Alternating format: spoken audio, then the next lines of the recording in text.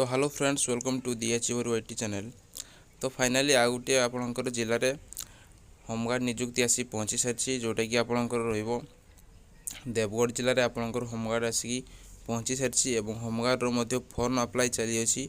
तो जो मैंने भी देवगढ़ जिलार कैंडिडेट अच्छा से मैंने अप्लाई करेंगे। केते कौन पोस्ट रही केवेठू अप्लाई चललानी चलतु डिटेल देखा और तार शेष व लास्ट डेट के अच्छी चलतु ए देखा। जदि चैनल को नुआ कर आसुँचे सब्सक्राइब कर रखि था। आगामी जितेबाला आपंकर जिले में बाहर तार नोटिफिकेशन और वीडियो पाइपर। तो चलतु देखा कौन रही नोटिफिकेशन टी। तो नोटिफिकेशन रे आपण मानकर अप्लाई आपंकर 5/3 स्टार्ट हो गलानी और 15 रही आपंकर शेष तारीख। तो जो मैंने भी अप्लाई करना से निकटस्थ आपंकर जो रही जिला कार्यालय व जिला डिस्ट्रिक्ट आपंकर पुलिस कार्यालय जो रही से मैंने अप्लाई करेंगे।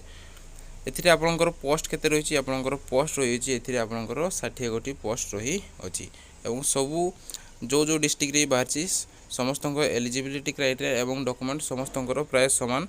तो जाकि से गुड़ा ही आपको धरिकी अप्लाई करी जावाकू पड़िबो। तो डॉक्यूमेंट एथिरे मध्ये आपण देखि परिबे कोन कोन रही प्राय समस्त सबू डिस्ट्रिक्ट रे से सामान डॉक्यूमेंट ही निया जाउची। बयस मध्ये सामान निया जाउची आपणकर 20 रु 60 वर्ष। तो जो माने भी अप्लाई करने को चाहते एवं से डिस्ट्रिक्ट रे होइथिबे ताले जाय आपण माने अप्लाई करि परिबे।